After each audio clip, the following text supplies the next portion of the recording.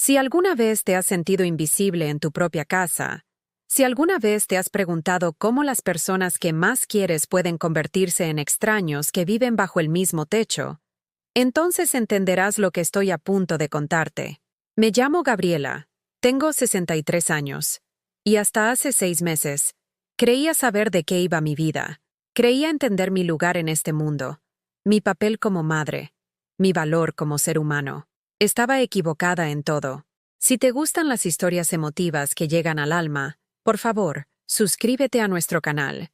Estamos intentando llegar a 1000 suscriptores, y eso ayuda mucho a nuestro trabajo. Y comenta desde qué ciudad de España o Latinoamérica nos estás viendo. Me encantaría saber a dónde están llegando nuestras historias. Era mi cumpleaños, el 15 de octubre. Llevaba semanas esperando este día. No porque esperara grandes celebraciones o regalos caros, sino porque era el único día del año en que me permitía sentirme especial. El único día en que esperaba que mi familia recordara que existo, que importo, que la mujer que lo había dado todo por ellos merecía al menos un momento de reconocimiento. Me levanté temprano esa mañana, como siempre hago, y fui a la cocina. La casa seguía en silencio, envuelta en esa paz de la madrugada cuando el mundo aún no ha despertado a sus luchas diarias. Me quedé allí un momento, mirando por la ventana el pequeño jardín que había cuidado durante 30 años, viendo cómo la luz de la mañana tocaba las rosas que planté cuando Lucas era solo un bebé. Esas rosas habían crecido junto a mi hijo, las había regado en las sequías, protegido de las heladas, podado con mimo cada temporada. Habían florecido año tras año, fieles y hermosas, dando lo mejor de sí sin pedir nada a cambio. Al mirarlas esa mañana, me pregunté si Lucas recordaba que las había plantado por él, que cada flor era una pequeña oración por su felicidad. Decidí hacer una tarta. No porque nadie me lo hubiera pedido, no porque hubiera planes de celebración, sino porque hacer esa tarta se sentía como un acto de esperanza. Una tarta de chocolate, su favorita desde que tenía 5 años. Recordé cómo se le iluminaban los ojos cuando me veía mezclando la masa, cómo se subía a un taburete a mi lado, queriendo ayudar, con harina en la nariz y chocolate en los dedos. Dediqué 3 horas a esa tarta. 3 horas mezclando, horneando, decorando. Usé el chocolate bueno, el caro que suelo guardar para ocasiones especiales. Hice el glaseado desde cero, como me enseñó mi madre cuando era joven, y todavía creía que el amor podía medirse en cucharadas de azúcar y paciencia. Mientras trabajaba, imaginé a Lucas entrando en la cocina, viendo la tarta, quizás incluso sonriendo, tal vez diciendo, «Gracias, mamá», o «Feliz cumpleaños», o simplemente reconociendo que había hecho algo bonito. No era pedir demasiado, ¿verdad? Un simple reconocimiento de que su madre existía, que tenía sentimientos, que merecía una cortesía humana básica en su cumpleaños. La tarta quedó preciosa, perfecta incluso. El glaseado de chocolate estaba suave y rico, decorado con pequeñas flores de azúcar que había aprendido a hacer hace años, cuando todavía iba a clases de repostería con mi amiga María. María se mudó hace 5 años, y nunca encontré otra amiga como ella. A veces me pregunto si Lucas me trataría mejor si tuviera más gente en mi vida, si recordaría que no soy solo su madre, sino una persona con sentimientos, sueños y un corazón que se puede romper. Puse la tarta en la mesa del comedor, la mesa donde solíamos cenar los domingos en familia, donde Lucas hacía sus deberes mientras yo le ayudaba con los problemas de matemáticas y las palabras difíciles, la mesa donde su padre y yo solíamos discutir nuestros planes, nuestras esperanzas, nuestras preocupaciones sobre cómo criar a un buen hijo en un mundo complicado. Esa mesa ha estado casi siempre en silencio durante los últimos 2 años. Lucas rara vez come con nosotros ya. Se lleva la comida a su habitación. Dice que está ocupado con el trabajo, con los amigos, con la vida. Su padre, Ricardo, también se ha distanciado, cansado, dice, de la tensión que llena nuestra casa, como una niebla espesa que nunca se disipa. Esperé toda la mañana a que alguien se diera cuenta de la tarta, a que preguntara por el dulce olor que venía de la cocina, a que se preguntara por qué había estado tarareando mientras cocinaba. Pero la casa permaneció envuelta en su indiferencia habitual, como si mi pequeño acto de amor fuera invisible, indigno de atención. Lucas bajó alrededor del mediodía, con el pelo revuelto por el sueño, con los ojos ya fijos en la pantalla de su móvil. Pasó por delante del comedor sin siquiera mirar la tarta. Pasó junto a mí, de pie en el umbral, todavía con harina en el delantal y esperanza en el corazón. Fue directo a la nevera. Cogió un refresco y se dio la vuelta para irse. «Lucas», dije suavemente, mi voz apenas un susurro, «es mi cumpleaños». Se detuvo, pero no se dio la vuelta. Por un momento, pensé que se le habría olvidado, que se disculparía, quizás incluso miraría la tarta que había hecho con tanto esmero. Pero cuando finalmente se giró para mirarme, su expresión era fría, irritada, como si hubiera interrumpido algo importante. «¿Y qué?», dijo. Solo 2 palabras, pero me cayeron como una bofetada. «¿Y qué?», como si mi cumpleaños fuera un inconveniente, como si el día en que nací en este mundo para convertirme en su madre no tuviera sentido. Señalé hacia el comedor con una mano temblorosa. «Hice una tarta», dije, con la voz ligeramente quebrada. «Tu favorita, de chocolate, con el glaseado que tanto te gustaba cuando eras pequeño». Entonces miró la tarta, la miró de verdad, y por un momento vi algo parpadear en sus ojos. No cariño, no gratitud, sino algo más oscuro. Algo que me encogió el estómago con un miedo repentino. Sin decir una palabra, se acercó a la mesa. Lo seguí, con el corazón latiendo con fuerza, todavía esperando que tal vez dijera algo amable, que tal vez este momento pudiera convertirse en un recuerdo que ambos atesoraríamos. En cambio, cogió la tarta con ambas manos y la tiró al suelo. El sonido que hizo al golpear las baldosas se quedará conmigo para siempre. Un sonido húmedo y aplastante, como algo precioso destruido sin posibilidad de reparación. Chocolate y glaseados salpicados por las baldosas blancas que había fregado esa mañana. Flores de azúcar esparcidas como sueños rotos. Pero no fue el sonido de la tarta al caer lo que me rompió el corazón. Fue lo que dijo después, su voz tranquila y fría, como si estuviera comentando el tiempo. «Cómetela del suelo». Esas 5 palabras cambiaron algo dentro de mí para siempre. No solo la crueldad, sino la forma casual en que las pronunció, como si yo no fuera más que un perro molesto al que había que poner en su sitio. Me quedé allí, mirando el desastre en el suelo de mi cocina, la tarta que había hecho con amor y esperanza, ahora reducida a basura. Y me di cuenta de que así es como me veía mi hijo. No como la mujer que lo había llevado 9 meses, que lo había sostenido en incontables noches sin dormir, que había sacrificado sus propios sueños para asegurarse de que él tuviera todo lo que necesitaba. Para él, yo era alguien que merecía comer tarta del suelo como un animal. No lloré, no grité, ni siquiera hablé. Simplemente me quedé allí, mirando la destrucción de mi pequeña esperanza de cumpleaños, y sentí que algo dentro de mí cambiaba para siempre. Esa noche, mientras limpiaba el glaseado de chocolate de entre las baldosas de la cocina, tomé una decisión.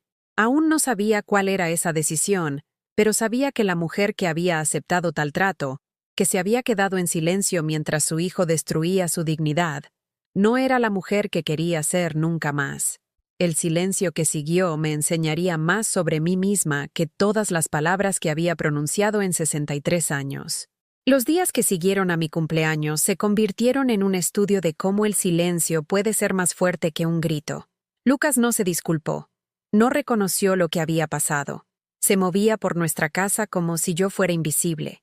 Como si la mujer que lo había dado a luz, criado y amado incondicionalmente durante 28 años, simplemente hubiera dejado de existir.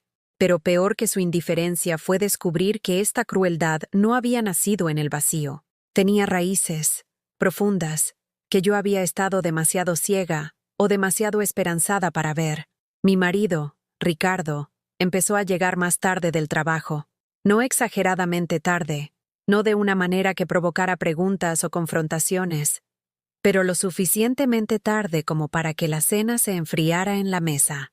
Lo suficientemente tarde como para que me encontrara cenando sola la mayoría de las noches, mirando las sillas vacías donde solía sentarse mi familia. Cuando llegaba a casa, me saludaba con un asentimiento cortés, como se saluda a un vecino lejano cuyo nombre has olvidado. No había calidez, ni conexión, ni reconocimiento de los 35 años que habíamos compartido juntos. Preguntaba por cosas prácticas, si se habían pagado las facturas, si había leche en la nevera, si el fontanero había venido a arreglar la gotera, pero nunca por mí, nunca por cómo me sentía, nunca por el hecho de que su hijo me había humillado en mi propia cocina. Empecé a darme cuenta de que Ricardo sabía lo que había pasado. La forma en que evitaba mi mirada cuando Lucas estaba en la habitación, la forma en que cambiaba rápidamente de tema cada vez que intentaba hablar sobre el comportamiento de nuestro hijo, la forma en que encontraba tareas urgentes que hacer cada vez que la tensión llenaba el ambiente. Todo apuntaba a un hombre que elegía no ver, que elegía no defender a su esposa porque era más fácil que enfrentarse a su hijo. La comprensión me golpeó como un impacto físico. No era solo que Lucas me hubiera perdido el respeto, era que Ricardo había permitido que sucediera. Tal vez incluso lo había alentado con su silencio. Estaba siendo borrada de mi propia familia, no a través de una confrontación dramática, sino a través de la lenta y deliberada retirada del amor y el reconocimiento. Nuestros vecinos, los Martín, nos invitaron a su fiesta anual de Halloween. Era algo a lo que habíamos asistido juntos durante 15 años. Una tradición que antes me llenaba de ilusión. Me pasaba semanas planeando nuestros disfraces, coordinando la ropa para toda la familia, orgullosa de formar parte de una pareja que todavía disfrutaba de la compañía mutua después de décadas de matrimonio. Este año, cuando le mencioné la invitación a Ricardo, apenas levantó la vista de su periódico. «Ve tú», dijo, como si me hubiera sugerido que asistir sola fuera una opción razonable. «Estoy cansado últimamente. Y Lucas no querrá venir de todos modos». La naturalidad de su descarte me dolió más que la rabia. La rabia habría sugerido que mi presencia importaba lo suficiente como para discutir. Esta indiferencia sugería que si yo estaba allí o no, no le importaba a nadie. Intenté hablar con Lucas sobre ello, esperando que tal vez lejos de su padre, en un momento de tranquilidad, pudiera alcanzar algo humano en él. Lo encontré en el garaje, trabajando en su moto, con las manos manchadas de grasa, su atención completamente absorbida en la tarea mecánica que tenía ante sí. «Lucas», dije suavemente, «los Martín hacen su fiesta el próximo fin de semana. ¿Recuerdas cómo solíamos ir en familia? Te encantaba ayudarme a decidir los disfraces». No dejó de trabajar. Ni siquiera levantó la vista. Por un momento me pregunté si me había oído. Luego, sin levantar los ojos del motor, habló. «Ya no soy un niño, mamá. No necesito que me planifiques la vida social». Las palabras no eran particularmente crueles en la superficie, pero el tono era despectivo, definitivo, diseñado para terminar la conversación antes de que pudiera comenzar. Me quedé allí unos momentos más, observándolo trabajar, esperando que se ablandara, que recordara que la mujer que estaba detrás de él era la misma persona que le había enseñado a montar en bicicleta, que se había quedado despierta con él en incontables noches cuando estaba enfermo, que había animado en cada partido de fútbol y celebrado cada pequeño logro. Pero él siguió trabajando como si yo no estuviera allí, y finalmente me fui. Ese fin de semana, fui sola a la fiesta de los Martín. Al entrar en su casa cálida y decorada, viendo a las parejas reír juntas, a las familias disfrutando de la compañía mutua, me sentí más aislada que nunca en mi vida. Cuando la gente me preguntaba dónde estaban Ricardo y Lucas, ponía excusas, compromisos de trabajo, obligaciones anteriores, una emergencia familiar. Las mentiras surgían fácilmente, pero cada una se sentía como otra pequeña muerte. Estaba protegiendo a personas que no me protegerían a mí, poniendo excusas por miembros de la familia que no se molestaban en mostrarme una cortesía básica. Margaret Martín, que había sido mi amiga durante 20 años, me llevó aparte durante la fiesta. «Gabriela», dijo suavemente con los ojos llenos de preocupación, «¿estás bien? Te noto diferente últimamente». Más callada. Quería contárselo todo. Lo de la tarta, sobre la creciente frialdad en mi casa, sobre la forma en que mi marido y mi hijo habían formado una especie de alianza silenciosa que me excluía por completo. pero las palabras no salían. ¿Cómo se explica que tu familia te esté borrando lenta y sistemáticamente de sus vidas? ¿Cómo admites que las personas que se supone que más te aman han decidido que no vales su tiempo ni su atención? Estoy bien. Mentí, forzando una sonrisa que sentí que podría agrietarme la cara. Solo estoy cansada. Ya sabes cómo es. Pero Margaret me conocía desde hacía demasiado tiempo como para ser engañada por completo. Me apretó la mano y dijo: si alguna vez necesitas hablar, de verdad, aquí estoy. A veces las familias pasan por rachas difíciles, pero generalmente lo arreglan. Asentí y le di las gracias, pero sabía que esto no era una racha difícil. Esto era algo más profundo, más permanente. Esto era mi familia decidiendo que yo ya no era esencial para su felicidad o sus vidas. La confirmación real llegó 2 semanas después, durante lo que debería haber sido una cena familiar rutinaria. Había cocinado el plato favorito de Ricardo, asado de ternera con verduras, la misma receta que me enseñó su madre cuando éramos recién casados. Había puesto la mesa con cuidado, usado la vajilla buena, encendido velas, esperando que tal vez una buena cena nos uniera, nos recordara que se suponía que éramos una familia. Lucas vino a la mesa, pero pasó toda la comida enviando mensajes con el móvil. Cuando le pedí que lo guardara, me miró con genuina sorpresa, como si hubiera hecho una petición irrazonable. «Soy adulto», dijo, con la voz apagada y despectiva. «No necesito permiso para usar mi móvil». Ricardo no dijo nada. No me apoyó. No corrigió a su hijo. Ni siquiera reconoció que estaba teniendo lugar una conversación. Comió metódicamente, con los ojos fijos en su plato, como si la tensión en la habitación fuera algo que no podía sentir, o que elegía no notar. Intenté iniciar una conversación, preguntando por el trabajo de Lucas, mencionando algo que había leído en el periódico, comentando el tiempo. Cada intento fue recibido con respuestas monosilábicas o un silencio total. Era como intentar cenar con 2 extraños a los que mi presencia les resultaba ligeramente molesta. Finalmente, no pude soportarlo más. ¿Alguien quiere decirme qué he hecho mal?, pregunté, con la voz temblando ligeramente, porque siento que me están castigando por algo, y no sé qué es.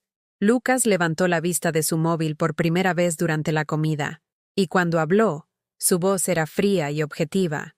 «No todo se trata de ti, mamá. Quizás estamos simplemente cansados de fingir que nos interesa tu constante necesidad de atención». Las palabras me golpearon como una bofetada física. Constante necesidad de atención. Como si querer tener una conversación con mi familia durante la cena fuera una especie de defecto de carácter. Como si esperar una cortesía básica de las personas que había amado y apoyado durante décadas fuera irrazonable. Ricardo siguió comiendo como si nada hubiera pasado, y en ese momento entendí que esto no era accidental. Esto no era una fase o un malentendido. Esto era deliberado. Mi marido y mi hijo habían decidido que yo era una carga, una pesada, indigna de su tiempo y energía. Esa noche, me acosté junto a Ricardo, escuchando su respiración constante, sintiéndome más sola que nunca en mi vida. El hombre que dormía a mi lado se había convertido en un extraño, alguien que podía ver a su esposa ser humillada y no sentir nada. El hijo que había criado con tanto amor y esperanza se había convertido en alguien capaz de una crueldad que me dejaba sin aliento. Miré al techo y me pregunté cuánto tiempo se había estado gestando esto. ¿Cuántos pequeños desaires había ignorado? ¿Cuántas señales me había perdido? ¿Cuántas veces había puesto excusas por un comportamiento que debería haber sido inaceptable? Y por primera vez, empecé a preguntarme si había algo que pudiera hacer al respecto. Si había una manera de recuperar mi dignidad, mi lugar en esta familia, mi derecho a ser tratada como un ser humano digno de amor y respeto. El pensamiento era pequeño y frágil, como una semilla que podría no sobrevivir al invierno, pero estaba allí, creciendo en la oscuridad, alimentado por la rabia y regado por lágrimas que finalmente me estaba permitiendo derramar. Las semanas que siguieron me enseñaron que la esperanza puede ser más dolorosa que la desesperación, porque la desesperación, al menos, es honesta sobre lo que es. La esperanza te engaña haciéndote creer que tal vez, Solo tal vez, si te esfuerzas lo suficiente, si amas lo suficientemente profundo, si te sacrificas un poquito más, puedes arreglar lo que está roto. Me convertí en una mujer obsesionada con los pequeños gestos, convencida de que la acción correcta, el momento perfecto, el enfoque ideal podría romper el muro de indiferencia que había crecido alrededor de mi familia. Empecé a levantarme aún más temprano, preparando desayunos elaborados que nadie había pedido, tortitas con forma de corazón, zumo de naranja recién exprimido a mano, café hecho exactamente como le gustaba a Ricardo, con solo un toque de canela. Lucas cogía una barrita de proteínas al salir, sin siquiera mirar la mesa que había puesto con nuestra vajilla de boda. Ricardo echaba café en una taza de viaje, me besaba en la mejilla con el afecto mecánico de un hombre que pasaba por movimientos que ya no sentía, y se iba al trabajo sin probar ni un bocado de la comida que yo había preparado. Me encontré de pie en la cocina, rodeada de comida que se iba a desperdiciar, preguntándome cuándo me había vuelto tan invisible que mis esfuerzos literalmente no podían ser vistos por las personas que más me importaban. Pero seguí intentándolo. Compré las galletas favoritas de Lucas, las caras de la pastelería del centro que solía pedir cuando tenía 12 años. Las dejé en el mostrador con una pequeña nota. Pensé que te gustarían. Con cariño, mamá. Las galletas desaparecieron, pero la nota permaneció intacta, finalmente tirada a la basura semanal como si mis palabras no tuvieran más valor que los cupones caducados o los periódicos viejos. Intenté unirme a las conversaciones, insertarme en las discusiones entre Ricardo y Lucas sobre deportes, sobre política, sobre cualquier cosa que pudiera hacerme sentir parte de la familia de nuevo. Pero mis contribuciones fueron recibidas con un silencio educado. La clase de pausa que se le da a alguien que ha dicho algo embarazoso en una cena. Esperaban a que terminara de hablar, y luego continuaban su conversación como si yo no hubiera hablado en absoluto. El silencio era quirúrgico en su precisión. No me decían que me callara o que me fuera de la habitación. No discutían mis opiniones ni descartaban mis pensamientos de plano.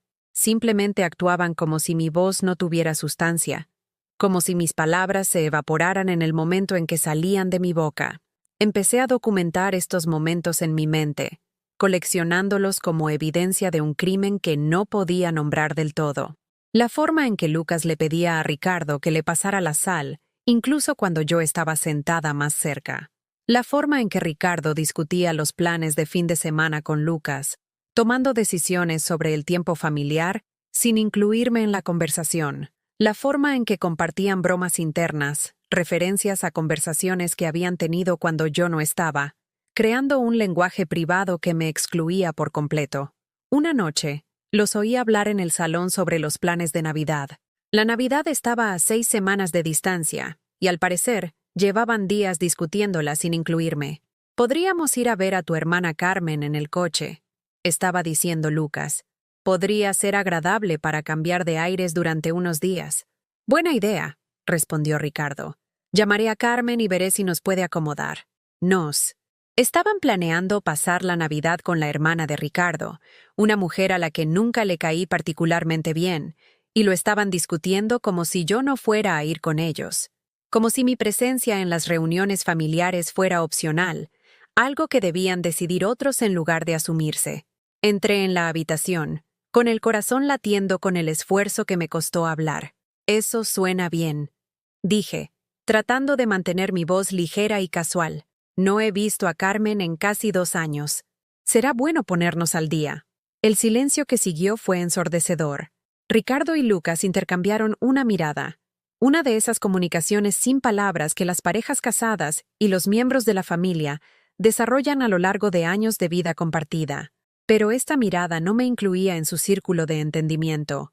Era sobre mí, discutiéndome, decidiendo algo sobre mí sin mi participación. «En realidad», dijo Ricardo lentamente, como si estuviera eligiendo sus palabras con mucho cuidado, «pensamos que tal vez sería mejor si fuéramos solo Lucas y yo este año. Ya sabes cómo se pone Carmen cuando hay demasiada gente en su casa. Y te he notado tan cansada últimamente. Quizás prefieras tener un fin de semana tranquilo en casa».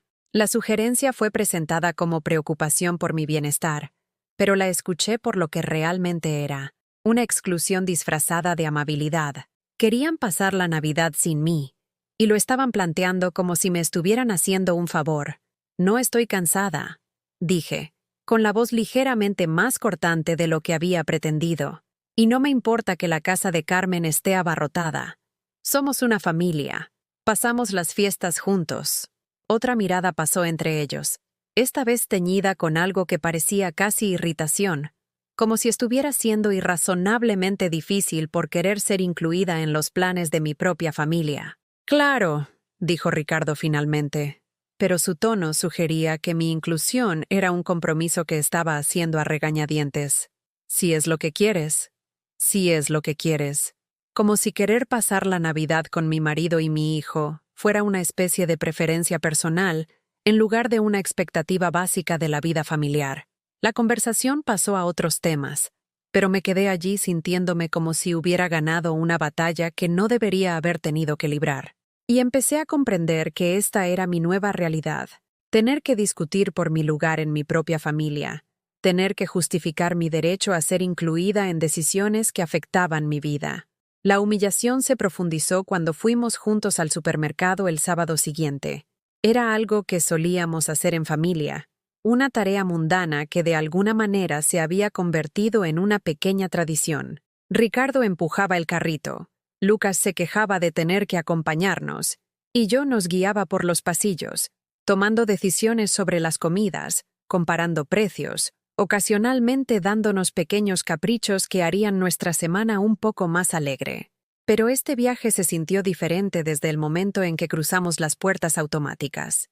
Ricardo y Lucas caminaron delante de mí, inmersos en una conversación sobre algo que no pude escuchar del todo. Se movieron por la tienda con determinación, como si supieran exactamente lo que estaban buscando, dejándome atrás como una niña perdida tratando de seguir el ritmo de adultos que tenían asuntos importantes que atender. Cuando llegamos a la sección de verduras, empecé a seleccionar las hortalizas para las comidas de la semana, pesando los tomates, comprobando la frescura de la lechuga, eligiendo frutas que madurarían en diferentes momentos, para que tuviéramos opciones frescas durante toda la semana. Era algo que había estado haciendo durante 30 años. Una pequeña experiencia que había desarrollado a través de la práctica y la atención al detalle. Lucas se acercó y empezó a poner diferentes verduras en el carrito, reemplazando mis elecciones por las suyas. Cuando intenté explicar que los tomates que estaba eligiendo no estaban lo suficientemente maduros, que estarían mejor en unos días, me miró con una impaciencia apenas disimulada. «Están bien, mamá», dijo, como si yo estuviera siendo innecesariamente tiquismiquis con algo que no importaba. Siempre le das vueltas a todo. Siempre le das demasiadas vueltas a todo. La crueldad casual del comentario me dejó sin aliento.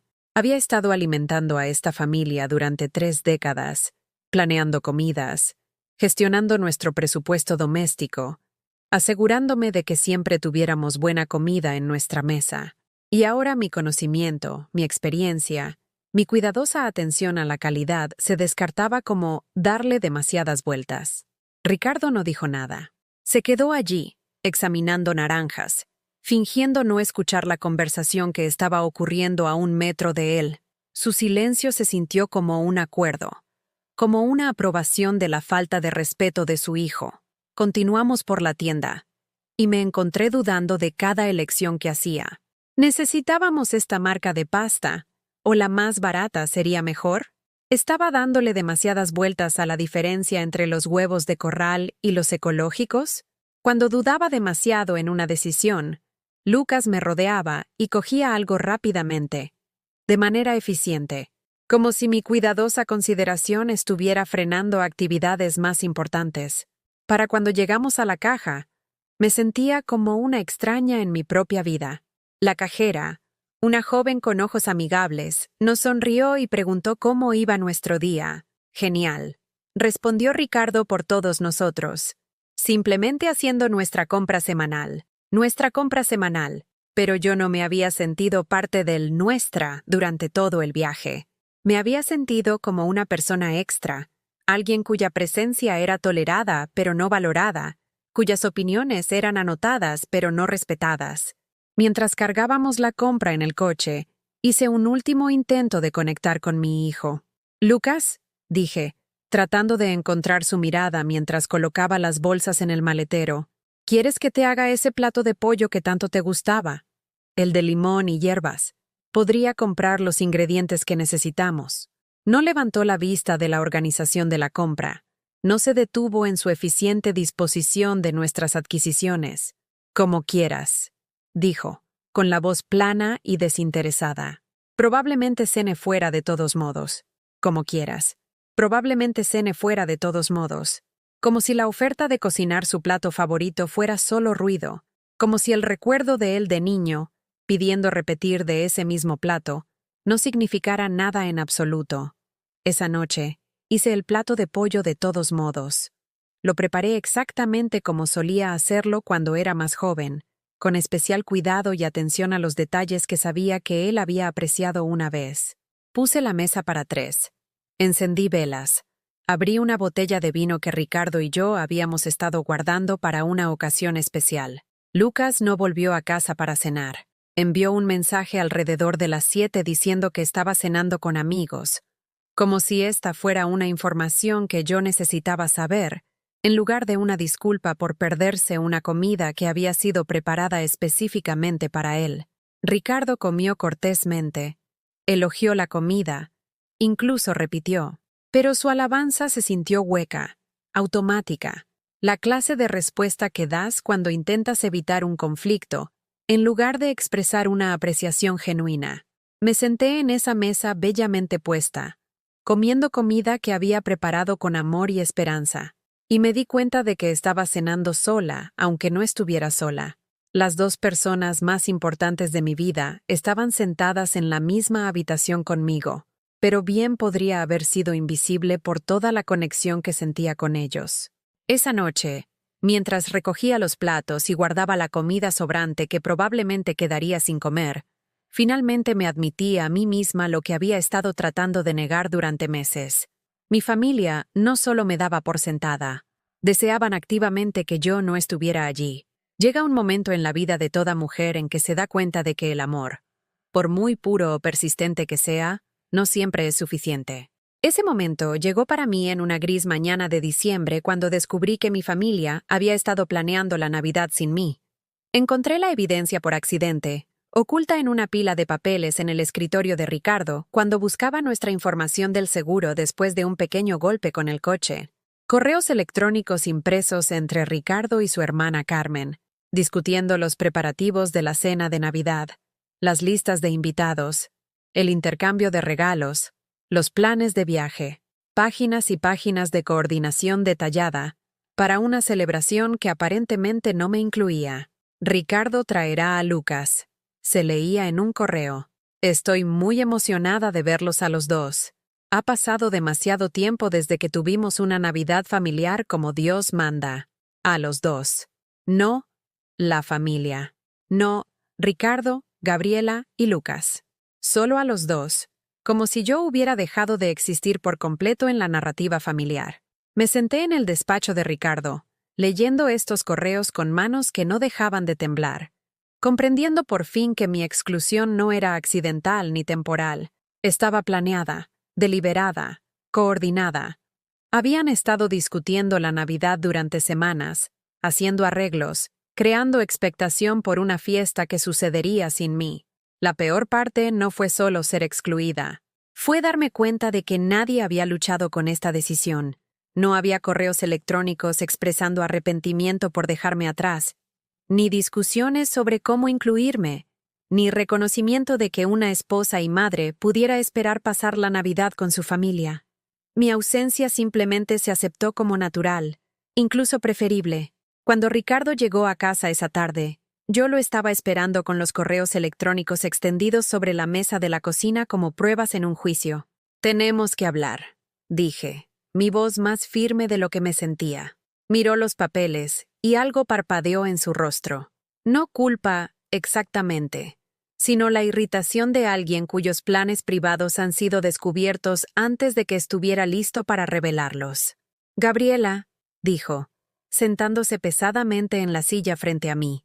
Iba a hablar contigo sobre la Navidad. ¿Cuándo? Pregunté. ¿En Nochebuena? ¿O planeabas simplemente desaparecer una mañana y dejarme que me las apañara sola? Se frotó las sienes como si esta conversación le estuviera dando dolor de cabeza. Es complicado. La casa de Carmen no es muy grande, y con todos sus hijos y nietos viniendo, el espacio es muy limitado. El espacio es limitado, repetí lentamente, para tu esposa de 35 años, pero hay sitio para todos los demás. Eso no es justo, dijo, pero no pudo mirarme a los ojos. Sabes que Carmen nunca se ha sentido cómoda con grupos grandes. Se agobia cuando hay demasiada gente. Demasiada gente. Yo era demasiada gente. La mujer que había organizado la cena de Navidad en nuestra casa durante 25 años, que había cocinado para toda la familia extendida de Ricardo, que había acogido a los hijos de Carmen en nuestra casa cada verano durante 2 semanas, ahora era demasiada gente para una celebración de Navidad. Así que, ¿cuál era el plan? Pregunté, mi voz volviéndose ligeramente más aguda a pesar de mis esfuerzos por mantener la calma. ¿Tú y Lucas vais a casa de Carmen y yo me quedo aquí sola en Navidad? Pensamos que tal vez disfrutarías teniendo un poco de tranquilidad, dijo Ricardo, y las palabras eran tan absurdas, tan desconectadas de cualquier comprensión de quién era yo o qué podría querer, que casi me echo a reír. Tranquilidad, dije. En Navidad, sola. Últimamente te he notado tan estresada, tan abrumada con todo. Pensamos que tal vez una Navidad tranquila, sin cocinar, limpiar y recibir, podría ser buena para ti. Fue magistral, de verdad, la forma en que estaba replanteando mi abandono como consideración por mi bienestar. No me estaban excluyendo. Me estaban dando un regalo. No me estaban rechazando. Me estaban ofreciendo descanso. No estaban eligiendo celebrar la fiesta familiar más importante del año sin mí. Me estaban proporcionando la pacífica soledad que aparentemente necesitaba. No quiero tranquilidad, dije, con la voz ligeramente rota. Quiero pasar la Navidad con mi familia. Quiero estar donde están mi marido y mi hijo. Quiero ser incluida en los planes y los preparativos y la celebración. Quiero importar lo suficiente como para ser considerada cuando se toman decisiones sobre la vida de nuestra familia. Ricardo se quedó callado por un largo momento, y pude verlo sopesar sus opciones, decidiendo cuánta verdad estaba dispuesto a revelar. Carmen pidió específicamente que fuéramos solo Lucas y yo este año, dijo finalmente. Dijo que pensó que sería más fácil, más relajado, si era un grupo más pequeño. Carmen pidió específicamente. Mi cuñada, a la que nunca le caí bien, que siempre me había tratado como una desafortunada adición a la vida de su hermano, había solicitado específicamente que se me excluyera de la Navidad. Y Ricardo había aceptado. No solo había aceptado, sino que había pasado semanas planeando esta exclusión, coordinándola, haciendo que sucediera sin considerar ni una sola vez que su esposa pudiera tener sentimientos acerca de ser abandonada en Navidad. Y dijiste que sí, dije. No era una pregunta. Dije que lo pensaría. Y luego planeaste todo. Vuelos, regalos, horarios. Planeaste la Navidad sin mí. No pudo negarlo porque la evidencia estaba justo ahí entre nosotros, impresa en blanco y negro, imposible de negar o minimizar. Esa noche, me acosté en la cama escuchando la respiración de Ricardo, y sentí que algo moría dentro de mí. No de golpe, no dramáticamente, sino lentamente, como una flor cerrando sus pétalos a medida que se acerca el invierno. Fue la muerte de la mujer que creía que ser una buena esposa y madre sería suficiente, que el amor, la lealtad y el sacrificio serían finalmente reconocidos y valorados. Le había dado a esta familia todo lo que tenía. Había pagado los estudios de Ricardo trabajando en 2 empleos y viviendo de comidas baratas y ropa de segunda mano. Había criado a Lucas con infinita paciencia y devoción, asistiendo a cada evento escolar, animando en cada partido, ayudando con cada proyecto.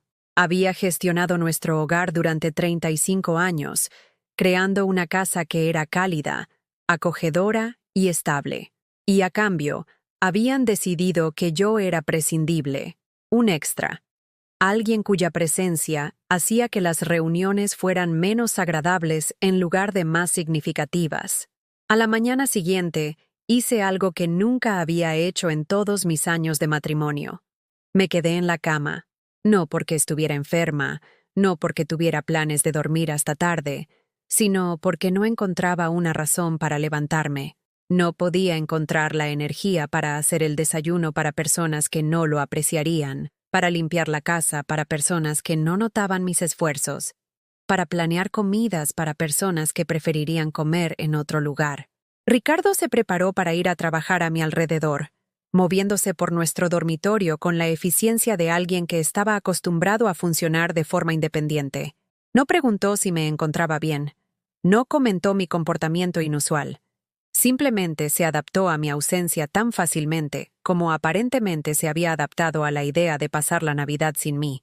Cuando Lucas bajó buscando café y no encontró nada hecho, no subió a verme. Simplemente se fue a trabajar sin su dosis habitual de cafeína, probablemente deteniéndose en una cafetería de camino a la oficina donde trabajaba en algún negocio que nunca había entendido del todo porque había dejado de hablarme de su vida hace años.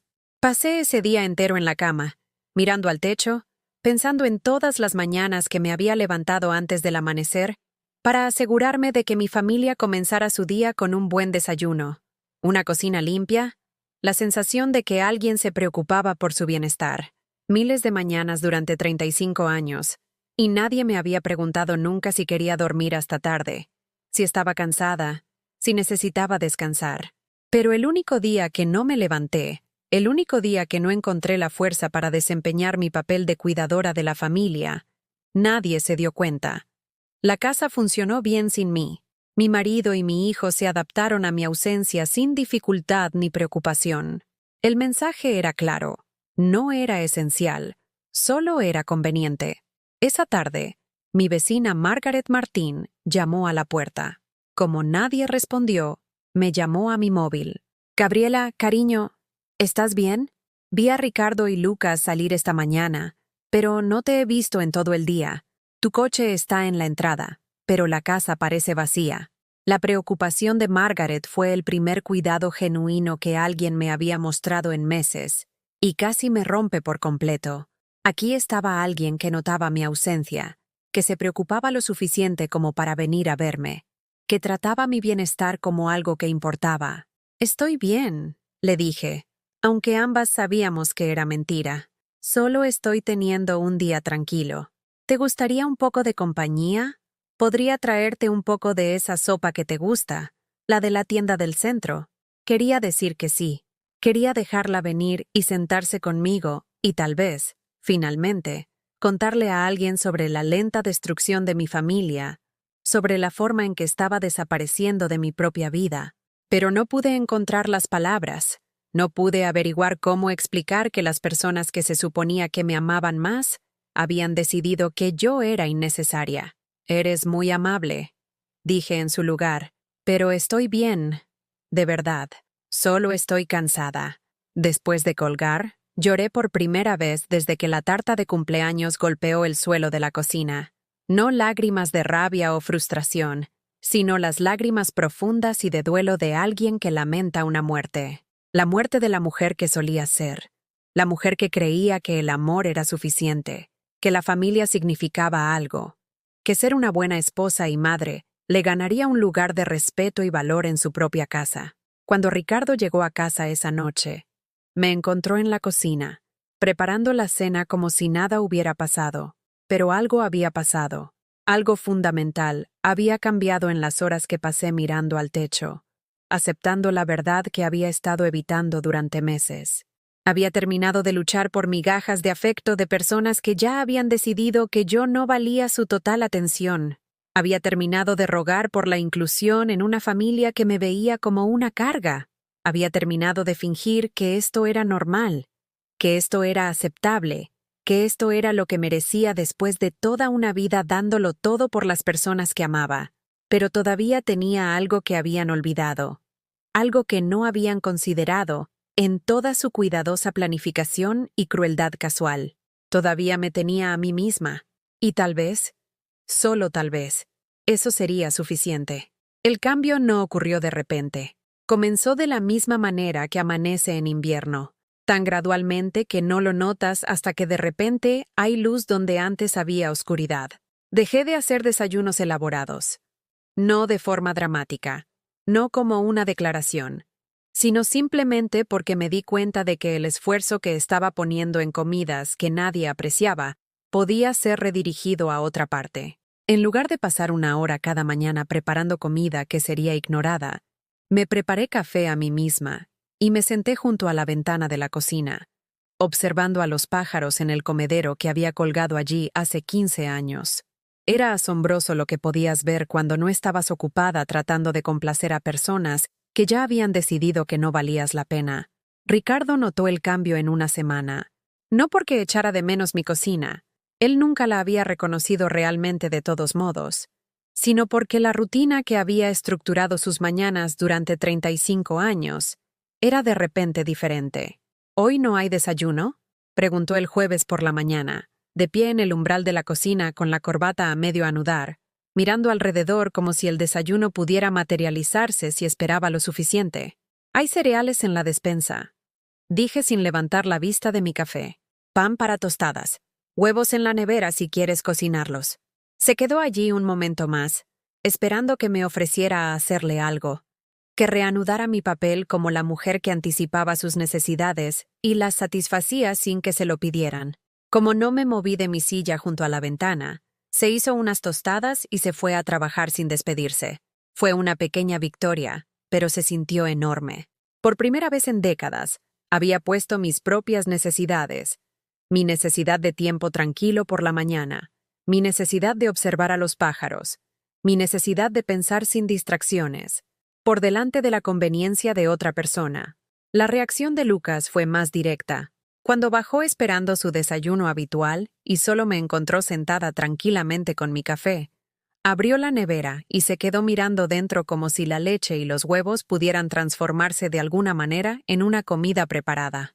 ¿Qué hay para desayunar?, preguntó, girándose finalmente para mirarme. Lo que decidas prepararte tú mismo, respondí, tomando otro sorbo de mi café. Me miró fijamente por un momento, tratando claramente de decidir si esto era una especie de prueba o castigo. Como no ofrecí explicación, ni disculpa, ni sugerencias sobre cómo podría resolver su problema de desayuno, cogió una barrita de proteínas y salió de la casa con más fuerza de la necesaria, dejando que la puerta se cerrara de golpe tras él. Me senté en mi cocina, escuchando el silencio que siguió a su partida, y sentí algo que no había experimentado en años: paz. La ausencia de sus demandas, sus expectativas, su suposición casual de que siempre estaría disponible para servir sus necesidades, creó un espacio donde simplemente podía existir como yo misma. Durante los días siguientes, comencé a recordar quién solía ser antes de convertirme en la esposa de Ricardo y la madre de Lucas. Recordé a la mujer a la que le encantaba leer, que una vez había pasado sábados enteros perdida en novelas que la transportaban a otros mundos y otras posibilidades. Conduje hasta la biblioteca por primera vez en 5 años y saqué un montón de libros: misterio, románticas y ficción histórica. Historias sobre mujeres que se enfrentaron a desafíos y encontraron formas de superarlos. Leyendo por las tardes mientras mi familia estaba en el trabajo, me sorprendió la cantidad de heroínas en estas historias que eran mujeres como yo, mujeres que lo habían dado todo por sus familias y se habían encontrado invisibles, poco apreciadas, dadas por sentadas. Pero estas mujeres de ficción no se quedaban invisibles. Encontraban su fuerza, su voz, su poder. Cambiaban sus circunstancias en lugar de aceptarlas como inmutables. Empecé a prestar atención a mis propios pensamientos de una manera que no había hecho durante años. Durante mi matrimonio, mi energía mental se había centrado hacia afuera. ¿Qué necesitaba Ricardo? ¿Qué haría feliz a Lucas? ¿Cómo podía resolver problemas y prevenir conflictos y mantener a todos cómodos? Ahora, por primera vez en décadas, dirigí esa atención hacia adentro. ¿Qué quería yo? ¿Qué me haría feliz? ¿Qué sueños había abandonado cuando me centré tanto en servir a los demás que olvidé que era una persona con mis propias necesidades y deseos? Las respuestas me sorprendieron. Quería viajar. ver lugares sobre los que solo había leído en libros. Quería tomar una clase de cocina, no para convertirme en una mejor sirvienta para mi familia, sino para aprender técnicas que me dieran alegría. Quería tener conversaciones con personas que me encontraran interesante, que valoraran mis opiniones, que no trataran mis pensamientos como ruido de fondo para discusiones más importantes. Empecé a dar largos paseos por barrios que nunca había explorado. A pesar de haber vivido en esta ciudad durante 35 años, descubrí parques y cafeterías y pequeños museos que nunca había sabido que existían. Era como ser una turista en mi propia vida, viendo posibilidades que había estado demasiado ocupada para notar antes. Una tarde, mientras caminaba por el centro, pasé por una pequeña galería de arte que estaba organizando una exposición de fotografía. Por impulso, entré. Las fotografías eran de una mujer local de mi edad que había documentado su viaje por el país después de su divorcio. Cada imagen contaba una historia de independencia, de descubrimiento, de una mujer que elegía la aventura en lugar de la seguridad. La fotógrafa, Elena Cortés, estaba allí ese día, hablando con los visitantes sobre su trabajo. Probablemente tenía 60 años, con cabello plateado y líneas de expresión alrededor de los ojos, vestida con ropa práctica pero elegante.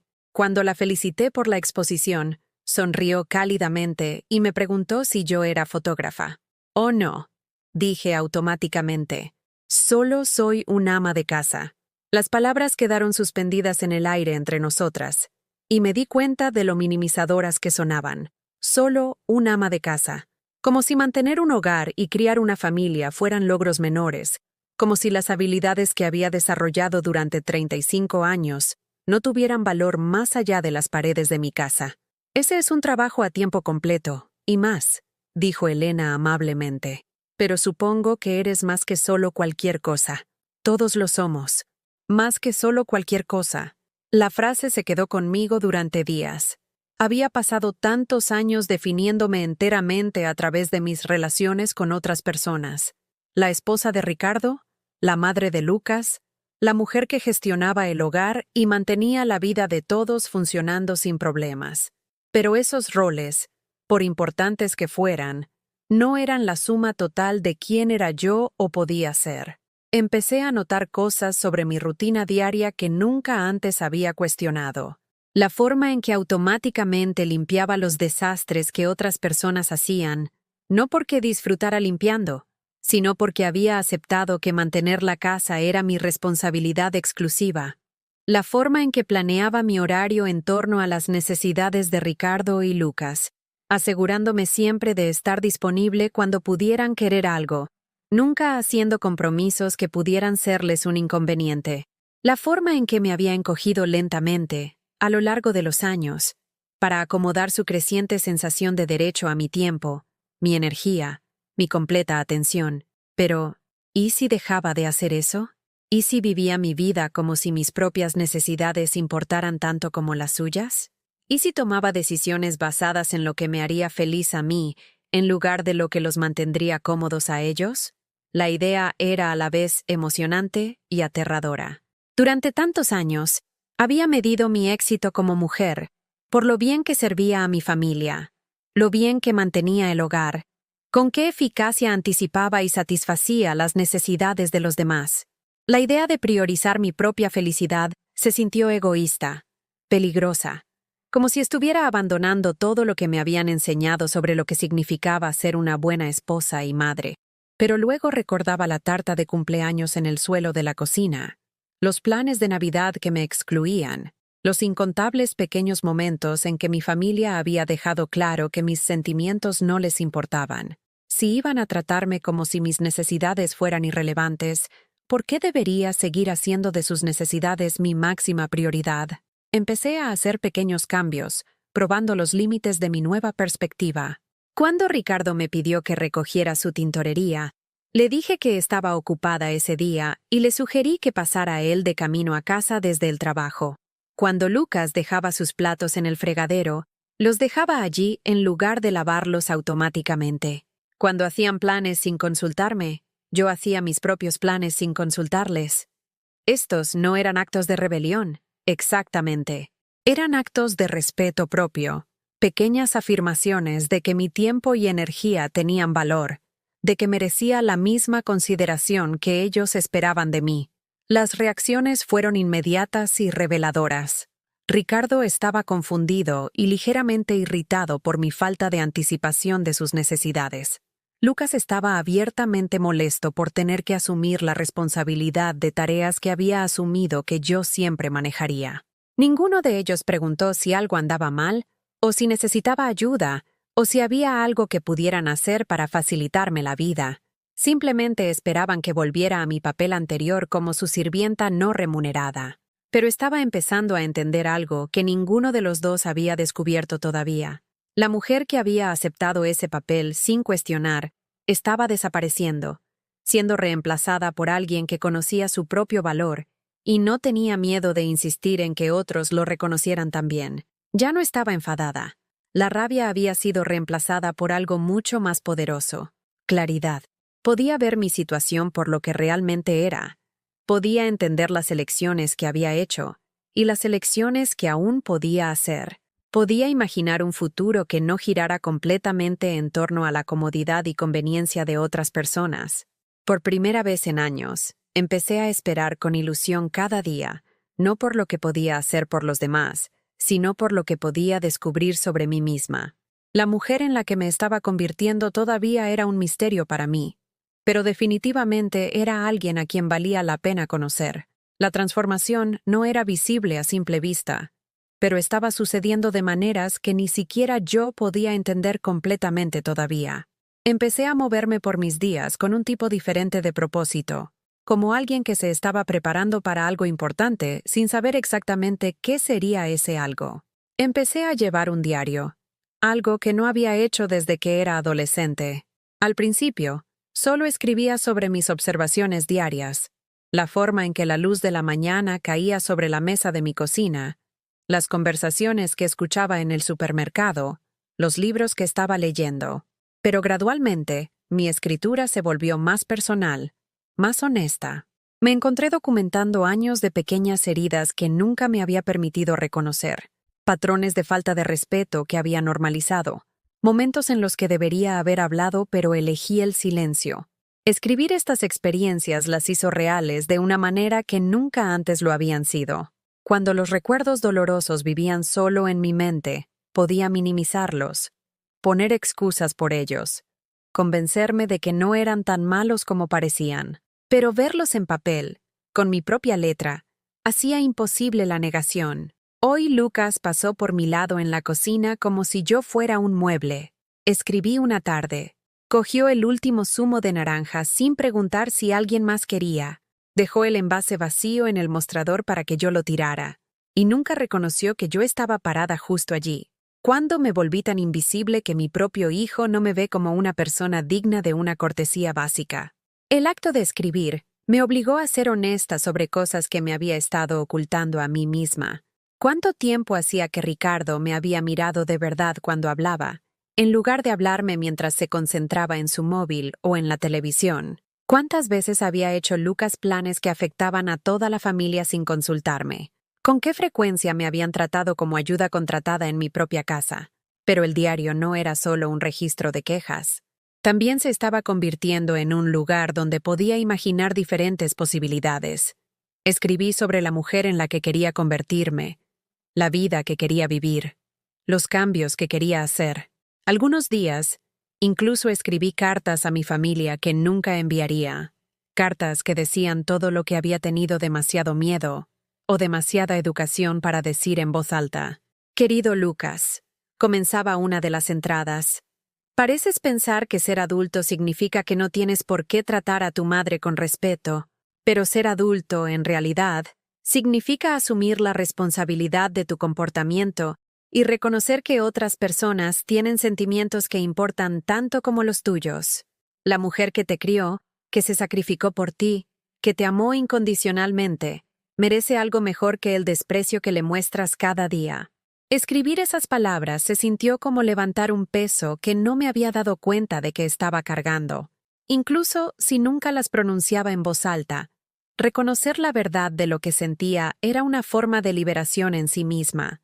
También comencé a organizar cosas por la casa de una manera que nunca antes había hecho.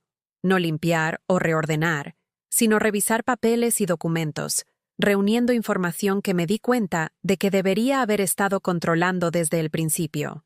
Nuestros registros financieros, pólizas de seguro, escrituras de propiedad, cuentas de inversión. Descubrí que sabía vergonzosamente poco sobre la situación económica real de nuestra familia. Ricardo siempre había manejado las finanzas, y yo me había contentado con dejarlo, confiando en que estaba gestionando todo de manera responsable. Pero a medida que revisaba archivadores y cajones de escritorio, comencé a comprender lo mucho que me había permitido ser excluida de decisiones que afectaban mi vida tanto como la suya.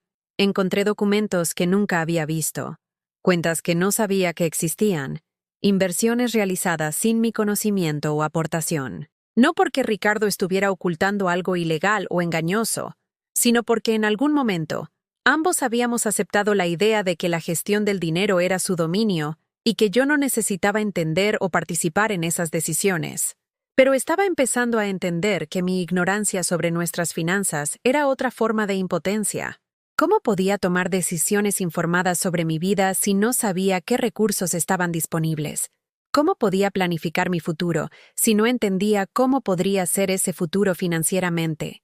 Hice copias de documentos importantes, los organicé en una carpeta que guardé en mi dormitorio, y comencé a educarme sobre conceptos y términos que Ricardo siempre me había explicado en lenguaje simplificado, como si los detalles fueran demasiado complicados para que yo los entendiera. A medida que aprendía más sobre nuestra situación financiera real, hice un descubrimiento sorprendente. Estábamos mucho mejor de lo que me había dado cuenta. El estilo de vida modesto que llevábamos, la cuidadosa presupuestación que siempre había practicado, la forma en que Ricardo hablaba de dinero como si fuera constantemente escaso. Nada de eso reflejaba nuestra realidad económica real. Teníamos ahorros sustanciales, inversiones sólidas, recursos más que suficientes para vivir cómodamente e incluso lujosamente si así lo elegíamos. Lo que significaba que cada vez que me habían dicho que no podíamos permitirnos algo que yo quería, unas vacaciones, una reforma en casa, un pequeño capricho que podría haberme dado alegría, no era porque el dinero no estuviera allí, era porque mis deseos no eran considerados prioridades en las que valiera la pena gastar dinero. La realización fue a la vez liberadora e infuriante. Había pasado años aceptando limitaciones que no eran reales, negándome cosas que estaban fácilmente a nuestro alcance, porque había confiado en que otra persona tomara esas decisiones por nuestra familia. Alguien que aparentemente no consideraba que mi felicidad valiera el gasto. A medida que estos descubrimientos se acumulaban, noté que mi actitud en casa estaba cambiando de formas sutiles. Me movía con más confianza, hablaba con más autoridad, tomaba decisiones sin buscar permiso o aprobación, compré libros nuevos sin consultar el presupuesto, hice citas para mí misma sin consultar el horario de nadie más. Dije no a peticiones que no quería cumplir, sin ofrecer explicaciones elaboradas o disculpas. Ricardo fue el primero en notar que algo era diferente, aunque no podía identificar exactamente qué había cambiado. «Te noto distinta últimamente», dijo una noche, levantando la vista de su periódico con una expresión de perplejidad. «¿Más distante, quizás? ¿Está todo bien?» Era la primera vez en meses que preguntaba por mi bienestar, y me encontré considerando la pregunta seriamente antes de responder. «Estoy bien», dije finalmente. «Quizás solo estoy pensando más en las cosas de lo que solía». «¿Qué clase de cosas?» Miré a este hombre con el que había estado casada durante 35 años. Esta persona que conocía mis rutinas diarias y mis comidas favoritas y la forma en que me gustaba el café, pero que parecía no tener idea de lo que realmente pensaba, de lo que me importaba o de lo que necesitaba de la vida. «Cosas importantes», dije. «Cosas en las que debería haber estado pensando desde hace mucho tiempo». Esperó a que me extendiera, pero cuando no lo hice, volvió a su periódico con un ligero ceño fruncido, como si mi negativa a explicarme fuera ligeramente molesta, pero no valiera la pena perseguir. La reacción de Lucas fue más directa y menos educada. Cuando dejé de limpiar automáticamente sus desastres, Dejé de recordarle citas y plazos. Dejé de gestionar los detalles de su vida que era perfectamente capaz de gestionar él mismo. Se irritó abiertamente. «¿Qué te pasa últimamente?», preguntó un sábado por la mañana cuando no pudo encontrar ropa limpia porque no había puesto su colada en el cesto y yo no la había recogido del suelo de su habitación. «No me pasa nada», dije con calma. «Tu ropa está donde la dejaste. Si necesitas que la laven, la lavadora está en el mismo sitio donde siempre ha estado. Tú siempre haces la colada», dijo, como si esta fuera una especie de ley natural en lugar de una elección que yo había estado haciendo durante 28 años. «Yo hago mi colada», corregí. «Eres libre de hacer la tuya cuando quieras». Me miró como si hubiera empezado a hablar un idioma extranjero. La idea de que su madre no manejara automáticamente cada tarea doméstica que le facilitaba la vida parecía genuinamente impactante para él. «Bien», dijo finalmente, con la voz afilada por la frustración. «Pero no sé por qué estás actuando de forma tan rara últimamente. Rara. Defenderme, esperar un respeto básico, negarme a ser dada por sentada. Estas cosas eran raras para un hijo que se había acostumbrado a una madre que existía únicamente para servir a su conveniencia. Pero ya no estaba interesada en facilitarle la vida a expensas de mi propia dignidad. Si quería ropa limpia, podía lavarla. Si quería comidas preparadas, podía cocinarlas. Si quería que gestionaran su vida, podía gestionarla él mismo.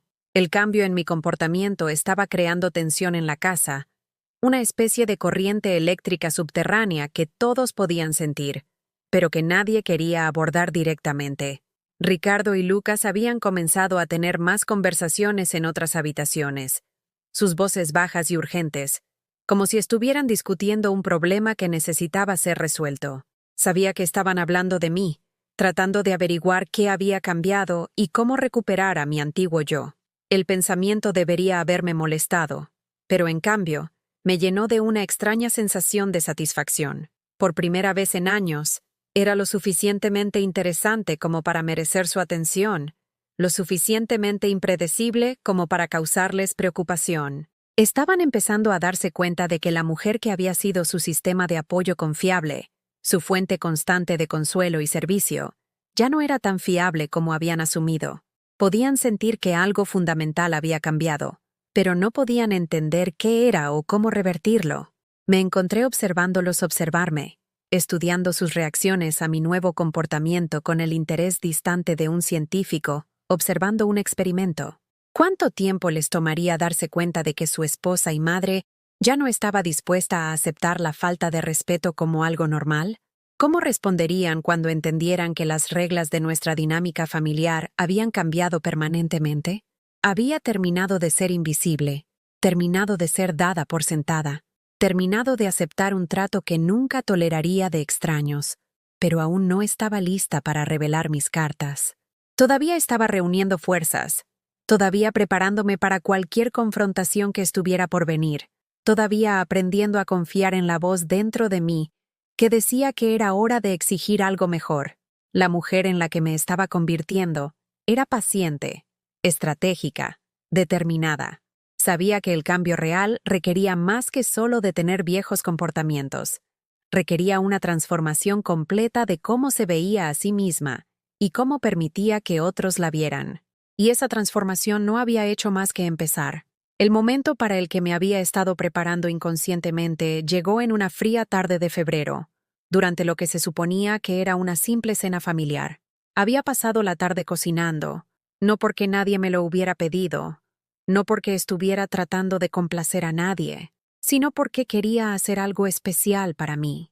Una receta que había encontrado en uno de los viejos libros de cocina de mi abuela, pollo con hierbas y vino, algo que nunca antes había intentado, pero que siempre había querido probar. La cocina se llenó de aromas maravillosos mientras trabajaba, y por primera vez en meses, sentí una alegría genuina en el acto de cocinar. Esto no se trataba de servir a los demás, se trataba de crear algo hermoso por el puro placer de la creación.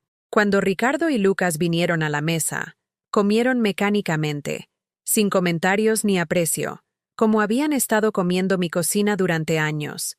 Pero esa noche, su indiferencia no me dolió. Simplemente confirmó lo que ya había aprendido, que mis esfuerzos nunca habían sido por ellos de todos modos.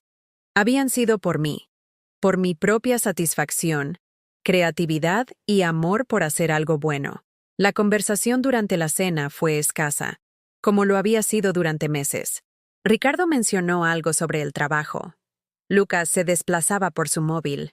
Comí mi delicioso pollo y pensé en el libro que planeaba leer después de la cena, en la clase de fotografía en la que me había inscrito sin decirle a nadie, en las formas pequeñas pero significativas en que mi vida se estaba expandiendo más allá de las paredes de esta casa. Entonces Ricardo se aclaró la garganta de la forma en que lo hacía cuando tenía algo importante que anunciar. «Carmen ha llamado hoy», dijo mirando entre Lucas y yo. «Quería confirmar nuestros planes para Pascua. Está planeando una gran reunión familiar y quiere asegurarse de que podamos ir todos. Todos». La palabra quedó suspendida en el aire, y pude sentir a ambos hombres observándome, esperando ver cómo reaccionaría. Esto era una prueba, me di cuenta. Después del desastre de Navidad, estaban siendo más cuidadosos con sus exclusiones, asegurándose de incluirme en la conversación, incluso si no tenían intención de incluirme en los planes reales. «Eso suena bien», dije con calma, continuando con mi cena. «Espero que los dos lo paséis maravillosamente». El silencio que siguió fue eléctrico. Ricardo dejó su tenedor y me miró fijamente. «¿Qué quieres decir con los dos?», preguntó. «Carmen nos espera a todos, a toda la familia». La ironía de esa declaración era tan profunda que casi sonreí. Siempre pasamos las fiestas con la familia, excepto cuando planearon pasar la Navidad sin mí, excepto cuando tomaron decisiones sobre la vida de nuestra familia sin consultarme, excepto cuando me trataron como una obligación incómoda en lugar de una parte esencial de la unidad que afirmaban era tan importante. «Tienes razón», dije. «Siempre pasamos las fiestas con la familia. Por eso voy a pasar Pascua con gente que realmente me quiere allí». La cara de Ricardo se puso roja. «Eso no es justo, Gabriela. Carmen se disculpó por Navidad. Dijo que hubo un malentendido sobre las limitaciones de espacio». «No hubo malentendido», dije, manteniendo mi voz firme y tranquila. «Carmen te pidió que vinieras sin mí, y tú aceptaste. Ambos pasasteis semanas planeando unas vacaciones familiares que me excluyeron deliberadamente. El único malentendido fue el mío. Pensar que realmente querríais que vuestra esposa y madre fuera parte de vuestras celebraciones». Lucas tiró su servilleta sobre la mesa. «Aquí estamos otra vez. Todo se trata siempre de ti, ¿verdad? Pobre mamá, tan descuidada, tan poco apreciada. Quizás si no actuases de forma tan pesada todo el tiempo, la gente querría estar más cerca de ti». Las palabras estaban destinadas a herir, a hacerme retroceder al papel familiar de la mujer que se disculpa y se retira de la confrontación. Pero algo había cambiado en mí durante estos meses de reflexión y autodescubrimiento. La mujer que antes se habría sentido devastada por tanta crueldad, ahora escuchó estas palabras por lo que realmente eran: el ataque desesperado de alguien que estaba perdiendo el control de una situación que siempre había podido manipular. «Pesada», repetí lentamente, como saboreando la palabra. He estado pensando mucho en esa palabra últimamente. ¿Sabes de qué me he dado cuenta? Esperar un respeto básico de tu familia no es ser pesada. Querer ser incluida en decisiones que afectan tu vida no es ser pesada. Pedir ser tratada con la misma cortesía que mostrarías a un extraño no es ser pesada. Me levanté de la mesa, no con rabia, sino con la tranquila dignidad de alguien que finalmente había encontrado su voz. «Pero tienes razón en una cosa, Lucas. Esto se trata de mí. Por primera vez en 35 años de matrimonio y 28 años de maternidad, estoy poniendo mis propias necesidades primero. Y lo que necesito es pasar mi tiempo con personas que valoren mi presencia en lugar de tolerarla». Ricardo me miraba como si me hubiera salido una segunda cabeza. «Gabriela, estás siendo ridícula. Somos tu familia. Por supuesto que te valoramos». «¿De verdad?», pregunté. ¿Cuándo fue la última vez que alguno de los dos preguntó cómo me fue el día? ¿Cuándo fue la última vez que me agradecisteis algo que hice por esta casa? ¿Cuándo fue la última vez que me incluisteis en una decisión o consultasteis mi opinión sobre algo importante? El silencio se extendió entre nosotros, lleno del peso de preguntas que no podían responder, porque nunca habían considerado estas cosas lo suficientemente importantes como para recordarlas. Te diré cuándo, continué. Nada de eso ha sucedido en años, no porque lo hayáis olvidado, sino porque no creéis que valga la pena el esfuerzo. Ambos habéis decidido que existo para servir vuestras necesidades, gestionar vuestra comodidad, estar disponible siempre que queráis algo, pero nunca para tener necesidades o deseos o sentimientos propios. Lucas se levantó bruscamente, su silla raspando el suelo. Esto es una locura. Estás actuando como si te estuviéramos maltratando o algo así. No somos perfectos, pero no somos monstruos. Tienes razón, dije. No sois monstruos. Solo sois personas que han aprendido a dar por sentada a alguien tan completamente que no podéis imaginar que pueda tener un punto de ruptura.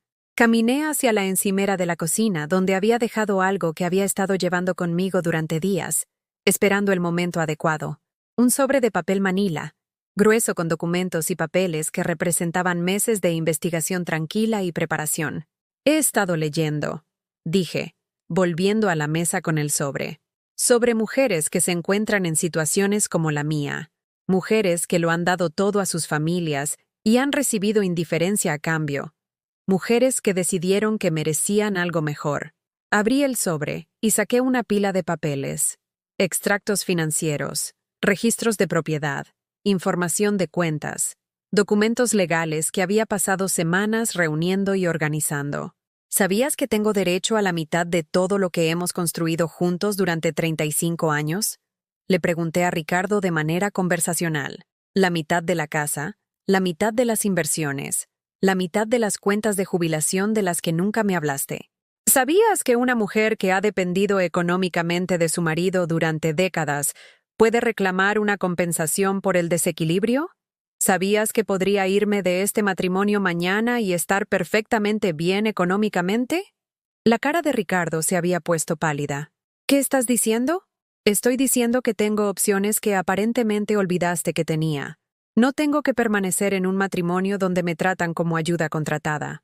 No tengo que aceptar la falta de respeto de un hijo que parece pensar que ser adulto significa que puede tratar a su madre como basura. Miré a Lucas, que estaba paralizado junto a su silla, finalmente comprendiendo que esta conversación era más que solo planes de Pascua. Y Lucas, ¿sabías que la casa en la que vives sin pagar alquiler, el seguro del coche que pago, el seguro médico que te cubre, la comida en esta cocina, todo eso proviene de recursos que me pertenecen tanto a mí como a tu padre? ¿Sabías que mañana podría decidir que un hombre de 28 años debería mantenerse a sí mismo en lugar de vivir a costa de sus padres? Por primera vez en meses, tenía su completa atención, sin móviles, sin distracciones, sin descarte casual de mis palabras.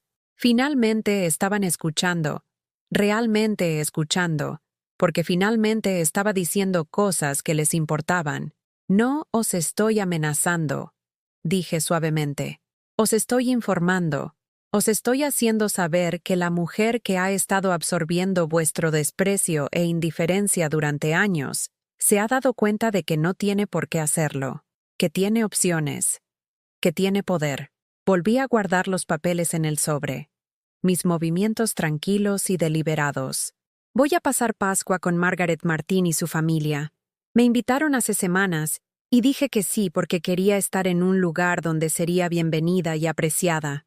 Ambos sois libres de ir a casa de Carmen, de tener el tipo de reunión familiar donde no tenéis que preocuparos por incluir a alguien cuyos sentimientos podrían importar. Empecé a salir del comedor. Luego me giré para una última observación.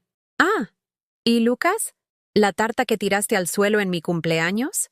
He estado pensando en ese momento durante meses, no porque me rompiera el corazón, aunque lo hizo, sino porque me enseñó algo importante. Me enseñó que había estado dando mi amor a personas que no lo valoraban lo suficiente como para tratarlo con cuidado. Hice una pausa, mirándolos a los dos. Estos dos hombres que habían moldeado mi vida durante tantos años, que me habían amado a su manera inadecuada, que nunca habían entendido del todo que el amor sin respeto es solo otra forma de control. He terminado de tirar mi amor al suelo para que la gente lo pise, dije. A partir de ahora, lo guardo para personas que saben qué hacer con él. El silencio que dejé atrás no estaba vacío. Estaba lleno de posibilidad, lleno de consecuencias, lleno del reconocimiento de que todo había cambiado y nunca podría volver a ser como antes. Y por primera vez en años, eso se sintió exactamente bien. Las semanas que siguieron a nuestra confrontación en la mesa de la cena trajeron cambios que había imaginado, pero nunca había creído que sucederían. Ricardo y Lucas se movían por la casa como personas caminando sobre cristales rotos, inseguros sobre cómo interactuar con esta nueva versión de mí. Una mujer que decía lo que pensaba, que tenía límites, que se negaba a aceptar la falta de respeto como algo normal. Al principio, intentaron dejarme esperar, con la clara esperanza de que mi asertividad fuera una fase temporal que pasaría si simplemente la ignoraban el tiempo suficiente. Lucas continuó dejando sus desastres para que yo los limpiara, pero cuando no los limpié, cuando simplemente esquivé sus platos abandonados y dejé su colada donde la había tirado, se vio obligado a enfrentar la realidad de que su sirvienta personal había renunciado permanentemente al puesto. Ricardo intentó volver a nuestros viejos patrones, haciendo peticiones casuales para que yo manejara tareas que él era perfectamente capaz de gestionar él mismo. Pero cuando comencé a responder con «estoy segura de que puedes resolverlo» o «eso suena a algo de lo que deberías encargarte tú», lentamente comenzó a comprender que sus suposiciones sobre mi disponibilidad ya no eran válidas. El cambio más significativo llegó 3 semanas después de nuestra confrontación, cuando Ricardo se acercó a mí con algo que podría haber sido una disculpa si hubiera poseído el vocabulario emocional para construir una correctamente. «Gabriela», dijo, encontrándome en el jardín donde estaba plantando nuevas flores para la primavera, «he estado pensando en lo que dijiste, sobre que no te apreciamos, que no te incluimos en las decisiones. Tal vez podríamos hablar de eso». Levanté la vista de la tierra que estaba removiendo, mis manos sucias con la tierra donde estaba creando algo hermoso para mi propio placer. «¿De qué te gustaría hablar?». Se movió incómodo, claramente desacostumbrado a conversaciones que requerían que examinara su propio comportamiento. «Supongo que quiero entender lo que necesitas de nosotros, lo que te haría sentir más valorada». Era un comienzo, aunque tentativo. Durante 35 años, Ricardo nunca me había preguntado qué necesitaba. Nunca había considerado que mis sentimientos sobre nuestro matrimonio pudieran ser lo suficientemente importantes como para merecer una discusión. El hecho de que estuviera preguntando ahora sugería que mi demostración de independencia había logrado algo que sus décadas de cumplimiento no habían logrado. Le había hecho prestar atención. «Necesito ser tratada como una pareja igual en este matrimonio», dije simplemente. «Necesito que mis opiniones importen cuando se tomen decisiones. Necesito ser incluida en las conversaciones sobre nuestras finanzas, nuestro futuro, nuestros planes familiares. Necesito una cortesía y un respeto básicos en nuestras interacciones diarias». Asintió como si estas fueran peticiones razonables, aunque su expresión sugería que todavía estaba procesando la idea de que yo había estado careciendo de estas cosas todo el tiempo. «Y necesito que tengas una conversación seria con tu hijo sobre cómo trata a su madre», continué. «Porque un hombre que muestra desprecio por la mujer que lo crió no es alguien a quien quiera en mi casa, independientemente de su relación conmigo». Esa conversación con Lucas tardó más en organizarse, pero finalmente sucedió un domingo por la tarde, cuando vino a mí con una petición inesperada. «Mamá», dijo, revoloteando en el umbral de la cocina mientras yo preparaba una comida que era exactamente lo que quería comer, hecha como a mí me gustaba, sin consideración por las preferencias de nadie más. «Necesito preguntarte algo». Esperé, sin facilitarle las cosas con palabras de aliento o gestos de bienvenida. Si quería algo de mí, tendría que averiguar cómo pedirlo correctamente. «Estoy teniendo algunos problemas», dijo finalmente. «Problemas financieros. Me preguntaba si tú y papá podríais ayudarme con un préstamo». La ironía era exquisita. El hijo que me había dicho que no todo era sobre mí, que había tirado mi tarta de cumpleaños al suelo, que me había tratado como un mueble incómodo, Ahora estaba pidiendo mi ayuda con dinero que aparentemente entendía que me pertenecía tanto a mí como a su padre. ¿Qué clase de problemas?, pregunté. No porque planeara ayudar, sino porque tenía curiosidad por lo que lo había llevado a este momento de humildad. Deudas de tarjeta de crédito, sobre todo. He estado viviendo por encima de mis posibilidades, y ahora estoy atrasado en los pagos. Está afectando mi historial crediticio, y no puedo conseguir que me aprueben el alquiler de un piso. Esperaba pedir prestado lo suficiente para pagar todo y empezar de cero, viviendo por encima de sus posibilidades. El mismo joven que nunca había pagado alquiler, nunca había comprado comida, nunca había contribuido a los gastos del hogar. De alguna manera había logrado acumular deudas mientras vivía gratis en la casa de sus padres. ¿Cuánta deuda?, pregunté. 15.000 euros. Consideré este número, pensando en todas las veces que me habían dicho que no podíamos permitirnos cosas que yo quería, porque el dinero estaba justo, porque teníamos que ser cuidadosos con los gastos, porque Ricardo tenía que ser responsable con nuestro futuro financiero. Eso es interesante, dije. Es aproximadamente la misma cantidad que Ricardo me dijo que no podíamos permitirnos gastar en la reforma de la cocina que yo quería hace 5 años. La misma cantidad que dijo que era demasiado para las vacaciones europeas que sugerí para nuestro 30º aniversario. La misma cantidad que afirmó que forzaría demasiado nuestro presupuesto cuando quería volver a estudiar. La cara de Lucas se puso roja al comenzar a entender hacia dónde se dirigía esta conversación. Así que déjame asegurarme de que entiendo. Continué. Has estado viviendo en nuestra casa gratis, comiendo comida que compré y preparé, usando suministros que ayudé a pagar, y de alguna manera todavía lograste acumular una deuda igual a lo que tu padre considera una gran tensión financiera cuando se trata de cosas que yo quiero. No es así, protestó Lucas. No planeé que esto sucediera. Simplemente las cosas se descontrolaron. Las cosas se descontrolaron, repetí. De la misma manera que las cosas se descontrolaron cuando decidiste que era aceptable humillar a tu madre en su cumpleaños. De la misma manera que las cosas se descontrolaron cuando empezaste a tratarme como si fuera invisible en mi propia casa. Tuvo la decencia de parecer avergonzado, finalmente, aunque sospeché que su vergüenza tenía más que ver con necesitar mi ayuda que con el arrepentimiento por su comportamiento. Lo siento, dijo en voz baja.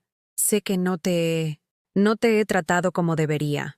No, estuve de acuerdo. No lo has hecho. Volví a mi cocina, dejando que el silencio se extendiera entre nosotros mientras él esperaba que yo le ofreciera el rescate financiero que había venido a buscar. ¿Entonces me ayudarás?, preguntó finalmente. Miré a mi hijo, este hombre adulto que nunca había aprendido a gestionar su propia vida, que había dado mi amor y apoyo por sentado durante 28 años, que ahora estaba descubriendo que las acciones tienen consecuencias y que tratar mal a la gente afecta su disposición a ayudarte cuando los necesitas. Lucas, dije suavemente, durante el último año, has dejado muy claro que no me valoras, que no me respetas, que mis sentimientos y necesidades no te importan. Me has tratado como si mi único propósito fuera servir a tu conveniencia. Ahora me estás pidiendo que te dé 15.000 euros, dinero que proviene de recursos que ayudé a construir, para resolver problemas que creaste mientras vivías de mi generosidad. Su cara se estaba poniendo más roja, pero no interrumpió. Quiero que pienses en eso por un momento. Continué. Piensa de verdad en ello. ¿Qué clase de persona trata mal a alguien y luego espera que esa misma persona lo rescate cuando está en problemas?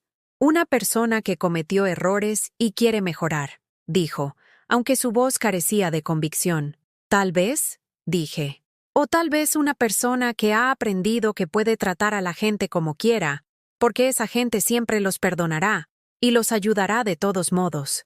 Apagué la vitrocerámica y me enfrenté a él directamente. Esto es lo que estoy dispuesta a hacer, dije. Te ayudaré a crear un presupuesto y un plan de pago para salir de la deuda utilizando tus propios ingresos. Te ayudaré a encontrar recursos de asesoramiento financiero. Apoyaré tus esfuerzos para convertirte en un adulto responsable que gestiona su propia vida. Pero no te daré dinero para limpiar desastres que hiciste mientras vivías en mi casa y me tratabas como basura. La decepción en su rostro fue inmediata y obvia. pero debajo de ella pude ver algo más, el comienzo de la comprensión. Por primera vez en su vida adulta, sus acciones estaban teniendo consecuencias que lo afectaban directamente. Sin embargo, añadí, si quieres trabajar en reconstruir nuestra relación, si quieres aprender a tratar a tu madre con el respeto y la amabilidad que se merece, entonces podemos hablar sobre cómo podría estar dispuesta a ayudarte en el futuro. Ayuda real, no solo dinero, sino el tipo de apoyo que proviene de personas que se preocupan las unas por las otras. La elección que le estaba ofreciendo era clara. Podía seguir siendo el joven egoísta, y con derecho que se había convertido, y manejar sus problemas solo, o podía trabajar para convertirse en alguien digno del amor y el apoyo que siempre había dado por sentado. 3 meses después, organicé mi primera cena en años. No para la familia, sino para las amigas que había estado descuidando, mientras enfocaba toda mi energía en personas que no la apreciaban. Margaret Martín estaba allí, junto con Elena Cortés de la exposición de fotografía, y otras 3 mujeres que había conocido en mi clase de fotografía. Mujeres inteligentes y realizadas que valoraban la conversación, que se reían de mis historias, que me trataban como alguien que valía la pena conocer.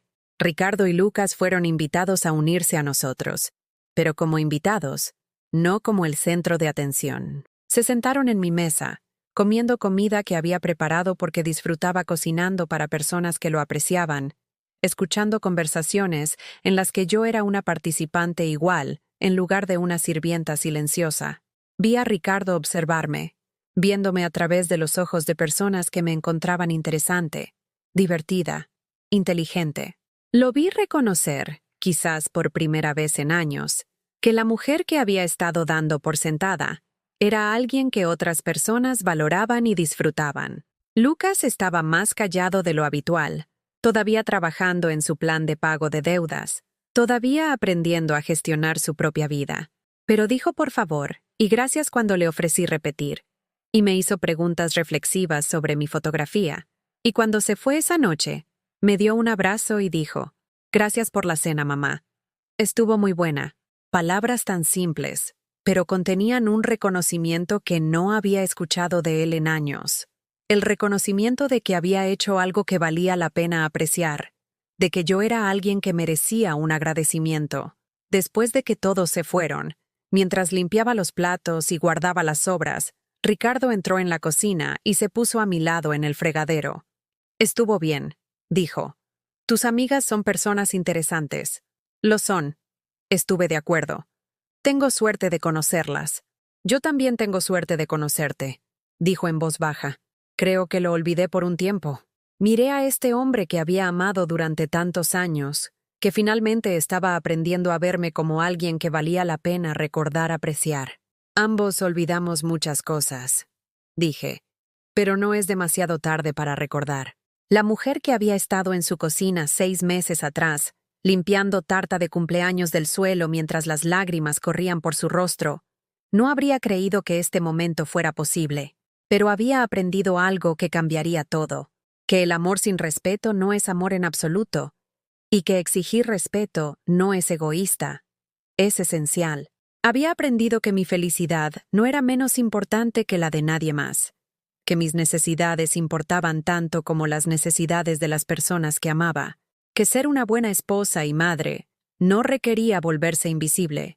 Lo más importante, había aprendido que nunca es demasiado tarde para defenderte, para insistir en ser tratada con dignidad, para elegir tu propio valor sobre la comodidad de otras personas.